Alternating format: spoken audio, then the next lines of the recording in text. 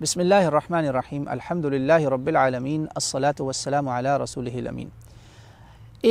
اس وقت بڑا اہم ایک اور سوال اٹھتا ہے کہ ٹھیک ہے، ہمیں رمضان کے مقاصد پتہ چل گئے، پرپز آف فاسٹنگ پتہ چل گیا، اب ہم رمضان کے جو فائدے ہیں روزوں کے، خاص ٹپیکل جو صیام کی عبادت ہے، اس کے ہمیں کیا فائدے ہوں گے؟ دیکھیں، ہر عبادت کا کوئی نہ کوئی فائدہ ضرور ہے، مگر روزے کی جو عبادت ہے اس میں آپ نے بھوک ماری ہوئی ہے، جسم میں کھانا نہیں جا رہا، تو آپ فائدے سوچیں اس کے کیا کیا ہوں گے۔ اس کے اصل میں روحانی بہت فائدے ہیں، باطنی اور ظاہری، دونوں ہر طرح کے فائدے ہیں۔ میں تھوڑے سے ظاہری فائدے اس میں بتاتا چلوں تاکہ آپ وہ جو میرے تفصیلی بیانات ہیں ان میں اگر کچھ کمی بھی رہ گئی ہو تو آپ یہاں سن لیں۔ اس کا جو سب سے بڑا ظاہری فائدہ نا، ظاہری، وہ ہے ویٹ لاس۔ جی ہاں، یہ ظاہری فائدہ میں بتا رہا ہوں، انلیس کہ آپ نے پکوڑے سموسوں پہ زور نہ رکھا۔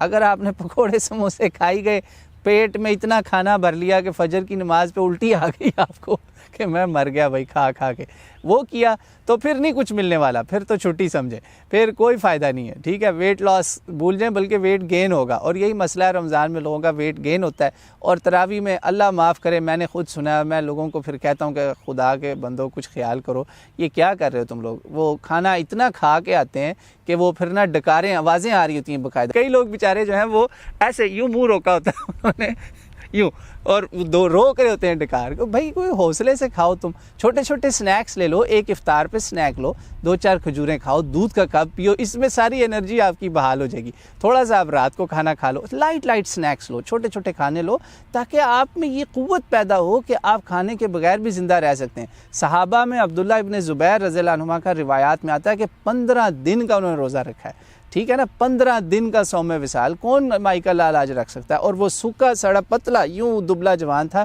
رومی پہلوانوں کو اس نے شکست دی تھی، پوری جنگیں جیتی ہوئی ہیں، تو اللہ کا بڑا مجاہد تھا۔ دیکھیں آپ، تو یہ فاسٹنگ کا یہ باطنی اور ظاہری مقصد دونوں سامنے رکھیں۔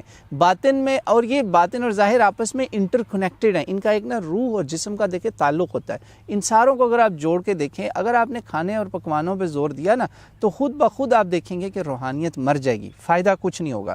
اچھا، ایک اور میں اب آپ کو دنیاوی فائدہ بتاتا ہوں فاسٹنگ کا۔ مجھے یہ یہاں پہ اس ملک میں ایک ڈاکٹر سے پتہ چلا، وہ اپنے بوڑھے باپ کو، یہاں کا امریکی ڈاکٹر تھا، روزہ رکھوا رہا تھا۔ تو میں نے کہا یار تمہارے والد صاحب تو 90 کے قریب پہنچے ہوئے، تم ان کو کس لیے روزہ رکھوا رہے ہو؟ تو وہ کہتا ہے کہ اصل میں مجھے تحقیق پتہ چلی ہے کہ روزہ رکھنے سے کینسر کے جو سیلز ہیں وہ مرتے ہیں۔ یہ میں نے کسی کتاب میں نہیں پڑھا، خود ایک ڈاکٹر سے سنا ہے جو اپنے والد صاحب کو کہہ رہا تھا روزہ رکھو۔ مجھے عیسائی لوگوں نے خود آ کے کہا ہے کہ بھائی آپ لوگ یہ وہ کام کر رہے ہیں جس کے لیے ہمارے منکس جو تھے نا، راہب وغیرہ، یہ جنگلوں میں جاتے تھے، آپ دنیا میں رہ کے منکس والا کام کر رہے ہیں، اور اس کے بعد یقیناً آپ اپنے آپ پہ سیلف کنٹرول گین کر لیں گے۔ تو اس کے ساتھ وہ اب کینسر سیلز ہو گئے، ویٹ کا ہو گیا، آپ کی صحت پہ اس کے بڑے پازیٹیو اثرات ہوتے ہیں۔ ٹھیک ہے، اسی لیے آپ صلی اللہ علیہ وسلم نے اس میں پازیٹیو کو یاد رکھیں، نیگیٹو میں نہ بدلیں، اس لیے آپ نے کہا سحری ضرور کرو، سحری کرو، افطار کرو، پراپر کرو، میانہ روی اعتدال کے ساتھ کھاؤ، اور جو پیٹ کا وہ ہے نا شیطان، اس کو بھی شکست دینے کی کوشش کریں۔ تو یہ کچھ فائدے آپ کو انشاءاللہ ملیں گے۔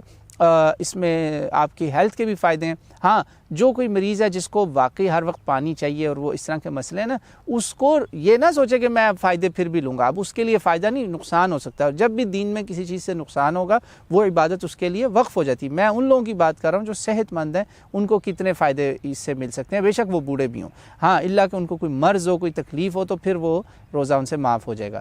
تو اس میں آخری ایک فائدہ آپ یہ بھی یاد رکھیں کہ روحانی آپ کے اندر ایک نا قوت اور تقوی اور ایمان کی طاقت، یہ بھی بہت زیادہ پیدا ہو جاتی ہے۔ تو بہرحال جسمانی، ظاہری، باطنی، یہ سارے فائدے آپ ذہن میں رکھیں۔ انشاءاللہ تعالیٰ آپ دیکھیں گے کہ ماہ رمضان کے آخر میں آپ اپنے آپ میں کتنی بڑی تبدیلی پیدا کریں گے۔ اور سب سے بڑی تبدیلی دیکھیں ظاہری، جو کہ دینی بھی ہے اور دنیاوی بھی ہے، کہ آپ دوسروں کے لیے اپنے میں احساس، کیئر آ جائے گی آپ میں، سیلف لیس ہو جائیں گے آپ، سیلفش چھوڑ کے سیلف لیس۔ اللہ تعالیٰ مجھے آپ کو توفیق دے، واللہ اعلم۔